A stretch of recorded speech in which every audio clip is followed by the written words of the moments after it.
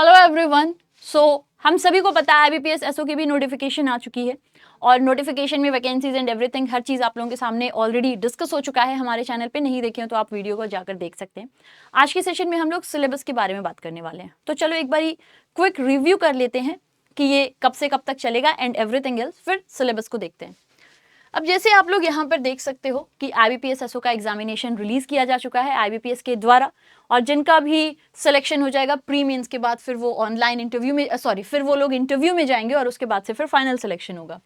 Talking about some important dates, तो आप देख सकते हो कि 1 से लेके 21 तारीख तक, 21 जुलाई तक इसकी जो फॉर्म्स है वो फिलिंग की जाएगी। अपार्ट फ्रॉम दैट जो इनका ऑनलाइन प्री कॉल लेटर होगा ये अगस्त में आएगा। मेंस की हम बात करते हैं तो ये नवंबर में आएगा। इसके अलावा इंटरव्यू आप लोगों का दिसंबर जनवरी में होगा और जो प्रोविजनल अलॉटमेंट होगा वो फर्दर जनवरी फरवरी में हो जाएगा। ठीक है, अगर हम बात कर लेते हैं कि इसका जो सिलेक्शन प्रोसेस होने वाला है वो कैसे होने वाला है, तो आप देख सकते हो इसका जो सिलेक्शन प्रोसेस होगा ये बेसिकली प्री, मेंस और इंटरव्यू, यहाँ मैंने ऑलरेडी टिक करके रख रखे हैं कि प्री एग्जामिनेशन होगा, ऑनलाइन कंडक्ट होगा। मेंस एग्जामिनेशन होगा, ये प्रोफेशनल नॉलेज इसमें आपसे पूछे जाते हैं। ठीक है, प्री तो जनरली जैसा होता है, मेंस में आप लोगों से आपकी प्रोफेशनल नॉलेज भी होती है। फिर इंटरव्यू करते हैं और जो लोग सबको फाइनल क्रॉस करके जाते हैं, इंटरव्यू तक जाते हैं, जिनका वहां पे सिलेक्शन होता है उनका फिर प्रोविजनल अलॉटमेंट आ जाता है। प्री में आप लोगों का प्री में आप लोगों का जो भी कट ऑफ होता है वो कैसे होता है, बहुत बार स्टूडेंट्स इसको लेके कंफ्यूजन में आते हैं। तो जो कट ऑफ होता है वो कितनी सीट्स हैं, वैकेंसीज कितने लोग अपियर कर रहे हैं, क्या डिफिकल्टी लेवल है, ये सब कुछ ध्यान में रखते हुए आप लोगों का कट ऑफ आता है। तो पहले ही बता देना क्या कट ऑफ होगा वो तो नहीं होगा पॉसिबल। ठीक है, तो वो सब देखते हुए आता है। फिर मेंस होता है और फिर इंटरव्यू होगा, जिसका फाइनल सिलेक्शन होगा फिर उसे अलॉट कर दिया जाएगा बैंक। ऐसा की हम बात करते हैं, ये कुछ प्रोफेशनल स्पेशल नॉलेज वाले लोग होते हैं, जैसे कि PO और क्लर्क तो हम जानते हैं वो तो एक जनरल बेसिस पर होता है कि हाँ जिन्होंने भी ग्रेजुएट हैं लोग वो लोग अपेयर कर सकते हैं एंड एवरीथिंग। ऐसा की हम बात करते हैं तो यहाँ पे आप लोगों की प्रोफेशनल नॉलेज होनी चाहिए। लाइक अगर आप AFO के लिए कर रहे हो आपकी एग्रीकल्चर की नॉलेज होनी चाहिए, IT की कर रहे हो तो IT की नॉलेज होनी चाहिए, लॉ के केस में लॉ की नॉलेज होनी चाहिए। ठीक है, वैसे आपकी डिग्रीज एंड एवरीथिंग वो लोग होते हैं। तो ये बैंक के स्पेशल केसेस को देखते हैं, या आप कह सकते हो उस पर्टिकुलर सेक्टर के लिए होते हैं। ठीक है, ये इस वजह से डिफरेंट होते हैं PO और क्लर्क से। अब अगर हम बात करते हैं कि क्या पैटर्न है, तो ये आपने जरूर देख लिया होगा, एक बार फिर से देख लेते हैं। अगर हम लोग प्री की बात करते हैं तो लॉ ऑफिसर और अगर हम लोग प्री की बात करते हैं तो लॉ ऑफिसर और राजभाषा अधिकारी का ये कुछ पैटर्न है। ठीक है, 50 रीजनिंग के क्वेश्चन, 50 इंग्लिश के और 50 general awareness with special reference to banking industry. 150 question 125 marks के होते हैं, रीजनिंग 50 के, इंग्लिश 25 के और GA 50 के। 40 मिनट्स 120 मिनट्स। यहाँ पे हम अगर बात करते हैं स्पेशलिस्ट ऑफिसर जैसे agriculture field officer, marketing officer, HR personal या IT ऑफिसर, तो यहाँ पे रीजनिंग इंग्लिश क्वांट होता है प्री में। 50 मार्क क्वेश्चंस होते हैं। रीजनिंग 50 मार्क्स का होता है, इंग्लिश 25 मार्क्स का होता है, क्वांट 50 मार्क्स का होता है। तो 150 क्वेश्चन 125 मार्क्स के होते हैं, 40 मिनट के होते हैं, टोटल 120 मिनट के होते हैं। देन अगर हम लोग बात कर लेते हैं IBPS SO मेंस की, तो मेंस में अगर हम बात करते हैं law officer, IT officer, agriculture field officer, HR personal officer और मार्केटिंग ऑफिसर, यहाँ पे आप लोगों का जो प्रोफेशनल नॉलेज होता है ये 60 होते हैं क्वेश्चन, 60 मार्क्स के। इंग्लिश हिंदी में होता है 45 मिनट्स का। और वहीं अगर हम बात करते हैं राजभाषा अधिकारी, तो यहाँ पे आपका प्रोफेशनल नॉलेज का 45 क्वेश्चन होता है, 2 डिस्क्रिप्टिव होता है, 60 मार्क्स का होता है। इंग्लिश हिंदी में अवेलेबल होते हैं 30 मिनट्स के। तो ये तो पैटर्न हो गया।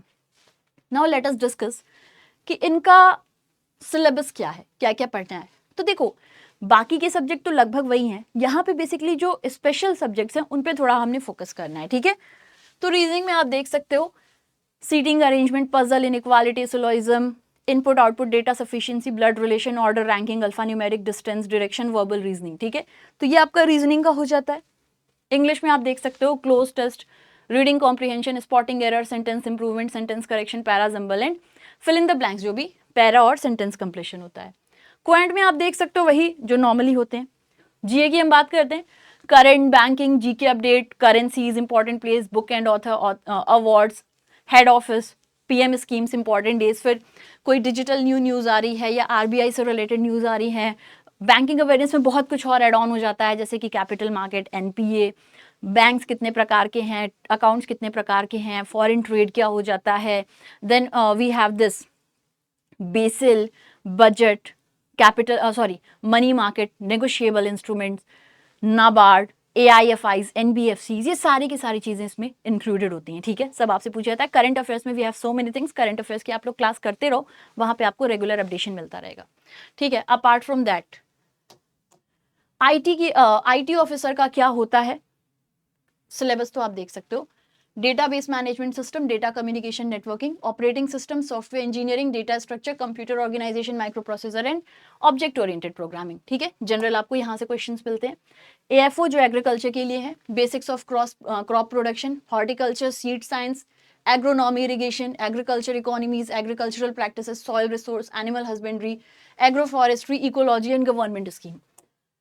Then we have this here, marketing officer, basics of marketing management, brand management, advertising, PR, sales, retail, business ethics, market segmentation, market research and forecasting demand, product life cycle, corporate social responsibility, service marketing and marketing strategies. Law officer में हम बात करें तो banking regulation, compliance and legal aspect, relevant law orders related to negotiable instruments, securities and foreign exchange, PMLA, prevention of money laundering and Limitation Act, Consumer Protection Act, SARFAESI, Banking Ombudsman Scheme, laws and action with direct link to banking sector, Bankers Book Evidence, etc. and DRT Act.